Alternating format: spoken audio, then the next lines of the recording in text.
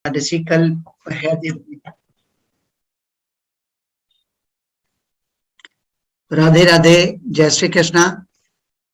एक बार सब लोग जय श्री कृष्णा भी बोलें। जय श्री कृष्ण। जय श्री कृष्ण। जय श्री कृष्ण। जैसा कि आप जानते हैं, कल देव उठनी एकादशी है। इसको देवोत्थान एकादशी या देव प्रबोधनी एकादशी भी कहते हैं। क्या है देव उठनी एकादशी या देव प्रबोधनी एकादशी? आइए उस पर प्रकाश डालें और अपना ज्ञान को और बढ़ाएं। सज्जनों, हिंदू धर्म में एकादशी तिथि का बहुत महत्वपूर्ण स्थान है। प्रत्येक वर्ष में 24 एकादशियां होती हैं, शुक्ल पक्ष की 12 और कृष्ण पक्ष की 12। जब कभी अधिक मास या मलमास आता है तो दो संख्या बढ़ जाती है। ऑब्वियसली एकादशी 26 हो जाती है। एकादशी भगवान विष्णु को परम प्रिय है। वैष्णव जन इसलिए एकादशी का व्रत रखते हैं, निराहार या स्वल्पाहार। आषाढ़ शुक्ल पक्ष की एकादशी लगभग जो जुलाई में आती है, उस दिन देवशयनी एकादशी के नाम से जाना जाता है। तुलसी का रोपण उस दिन करते हैं और 4 महीने के लिए चतुर्मासा यज्ञ शुरू होते हैं, क्योंकि यहाँ बड़े बड़े ऋषि महर्षि अपनी साधना करते हैं 4 महीनों में। और भगवान भी उस समय अपने योग निद्रा में चले जाते हैं। योग निद्रा का मतलब सोना नहीं है, बल्कि वो समाधिस्थ हो जाते हैं। इसलिए उस अवसर में जुलाई, अगस्त, सितंबर, अक्टूबर जो ये टाइम जाता है मिड नवंबर तक, इसको चतुर्मास कहते हैं। इसमें देव शयन करते हैं, इसलिए कोई शुभ कार्य इसमें नहीं करते। इसलिए फिर से जब देव उठनी एकादशी या देवोत्थान एकादशी, हर प्रबोधनी एकादशी को देवता उठते हैं, उसके बाद वैष्णव, स्मार्त, श्राद्ध सभी लोग बड़ी श्रद्धा से इस व्रत को करके यहाँ से शुभ कार्यों का शुभारंभ होता है। इसलिए आपने देखा होगा उन 4 महीनों में कोई शादी विवाह, कोई यज्ञोपवीत संस्कार, कोई व्रत, जनेऊ आदि नहीं होते, केवल पूजाएं होती हैं। सावन में आप शिव पूजा करते हैं, नवरात्रों में दुर्गा पूजा करते हैं और लक्ष्मी पूजा करते हैं। सज्जनों, देव प्रबोधनी एकादशी को देवोत्थानी या देवउठनी एकादशी भी कहा जाता है। हिंदू शास्त्रों की मान्यताओं के अनुसार भगवान विष्णु 4 महीने की योग निद्रा से इस दिन जागते हैं। पद्म पुराण के अनुसार उत्तराखंड में वर्णित एकादशी के महात्म्य में बताया गया है, भगवान विष्णु को 4 माह की निद्रा, योग निद्रा से जगाने के लिए सभी लोग शंख, घंटा, मृदंग, घड़ियाल आदि बजाते हैं और उससे उनको उस योग निद्रा से, समाधि से जगा करके संसार के कल्याण के लिए प्रार्थना करते हैं। उत्तिष्ठोत्तिष्ठ गोविंद तज निद्राम जगतपते त्वयि सुप्ते जगन्नाथो जगत सुप्तमिदं भवेत्। उत्तिष्ठोत्तिष्ठ वाराह दंष्ट्रोदित वसुंधरे हिरण्याक्ष प्राणघातिन त्रैलोक्ये मंगलम करो। हे उत्तिष्ठ, हे गोविंद, आप उठिए, योग निद्रा को छोड़िए। आपके योग निद्रा में जाने से संसार सोया रह जाएगा, निशाचरी माया बढ़ेगी, प्रेत पिशाच आदि संसार को नष्ट भ्रष्ट कर देंगे। हे भगवान, आप बराहदार यज्ञावतार धारण करके आए, हिरण्याक्ष नाम के दैत्य से आपने पृथ्वी को छोड़ा करके अपने स्थान में स्थापित किया। आप सबका मंगल करें। श्री हरि प्रबोधनी एकादशी का व्रत करने से 1000 अश्वमेध यज्ञों का फल मिलता है तथा 100 राजसूय यज्ञों का फल मिलता है।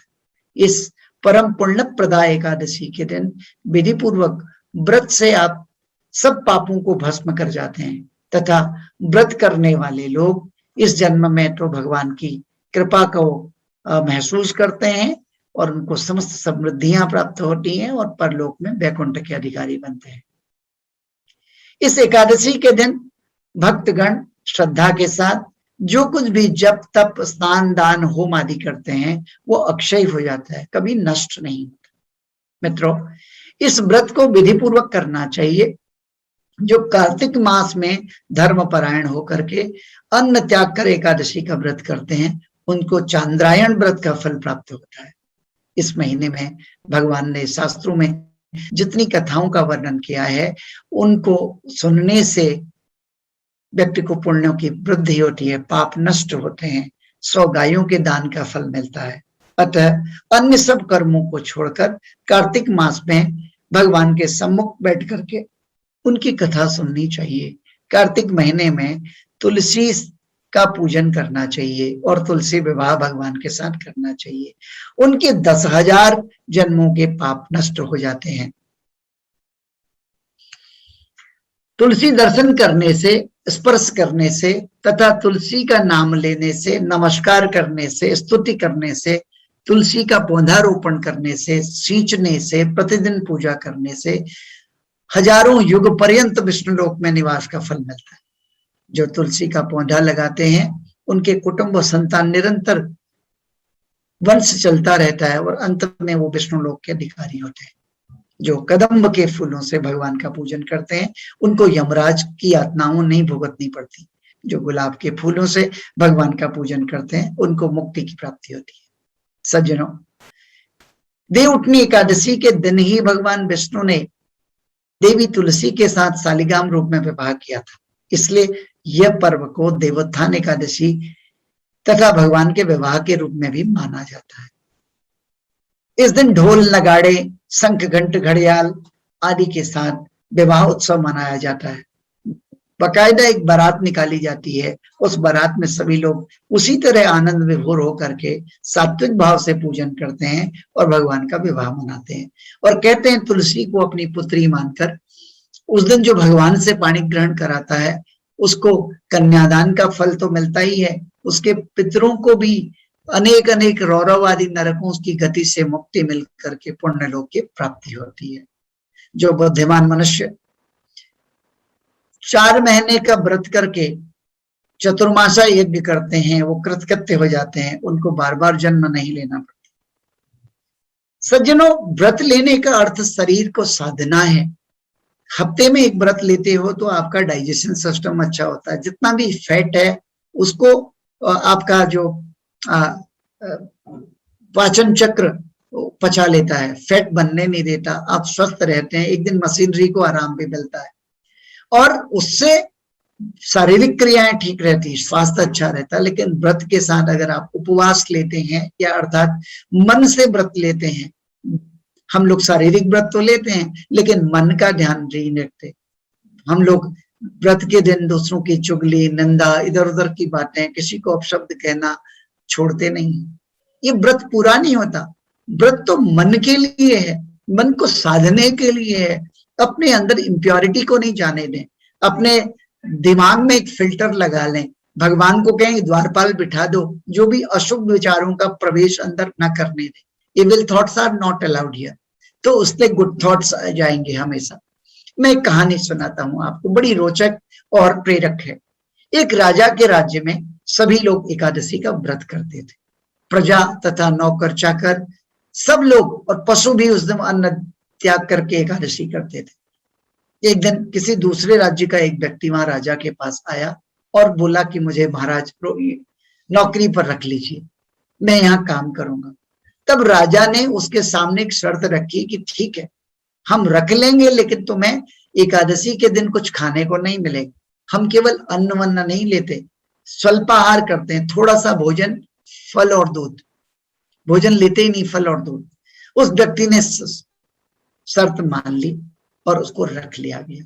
एकादशी तिथि के दिन जैसे उसको थोड़ा सा फलाहार दिखाया गया तो वह राजा के सामने गिड़गिड़ाने लगा। उसने राजा से कहा, महाराज ये एक फल और एक गिलास दूध से मेरा पेट नहीं भरने वाला, मैं तो भूखा ही मर जाऊंगा, मुझे अन्न तो दो। राजा ने कहा, तुमने शर्त रखी थी ना, और तुम अपनी शर्त से कैसे डिनाई कर सकते हो। तो उसने बहुत अनुग्रह किया तो राजा को दया आ गई। इसलिए राजा ने कहा, ठीक है, तुम मेरे यहाँ पर इस घर में तो नहीं कुछ बनाओगे, तुम्हें मैं अन्न, आटा, चावल आदि दे देता हूँ, इसको लेकर के नदी के तट पर वहां स्नान करना और वहीं भोजन पका लेना, और जब खा लो उसके बाद घर आ जाना। उस व्यक्ति ने वैसा ही किया। वो नदी के तट पर गया, स्नान आदि करने के बाद उसने बढ़िया ढंग से भोजन बनाया, शुद्ध सात्विक भाव से भाव विभोर हो गए और भोजन तैयार हुआ। तो तुलसी का पत्ता डाल करके ठाकुर जी को बुलाने लगा, भगवान आओ भोग लगाओ मेरे मोहन, ऐसा भोग लगाओ मेरे देवा, सब अमृत हो जावे मेरे मोहन। विलण के बेर सुदामा के तंडुल, रुचि रुचि भोग लगाओ मेरे मोहन। उसके बुलाने पर पीतांबर धारण किए हुए भगवान चतुर्भुज रूप में वहां आ पहुंचे, प्रेम से उसके साथ भोजन करने लगे। भोजन आदि करने के बाद भगवान अंतर्धान हुए और वह व्यक्ति भी वापस काम पर चला आया खुशी खुशी। 15 दिन के बाद अगली एकादशी तिथि फिर आई।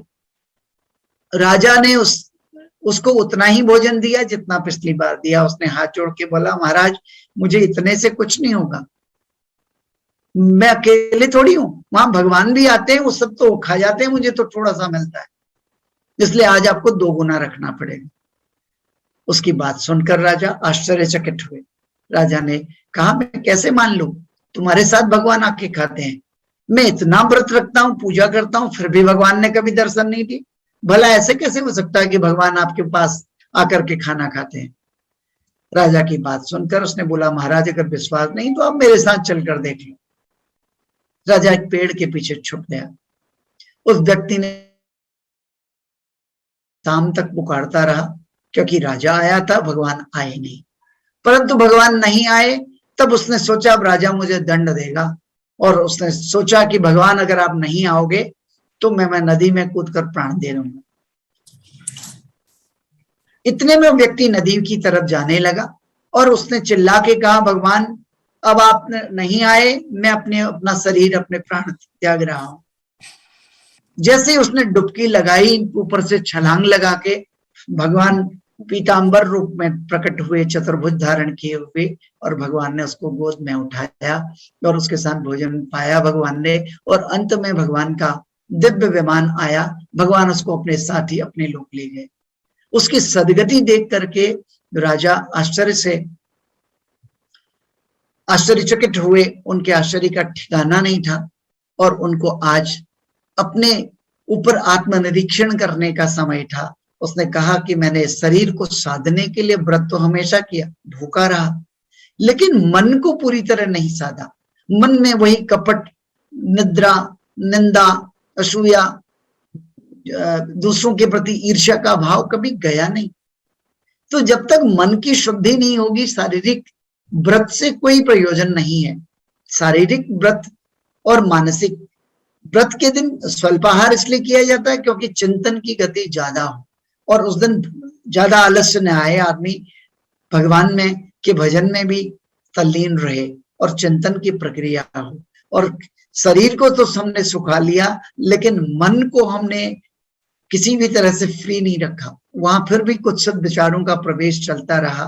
इसलिए ऐसे व्रतों का कोई भी उद्देश्य नहीं है। इसलिए राजा ने आज मन में संकल्प किया, आज से मैं भी शारीरिक निराहार व्रत के साथ साथ मानसिक विकार रहित व्रत करूंगा।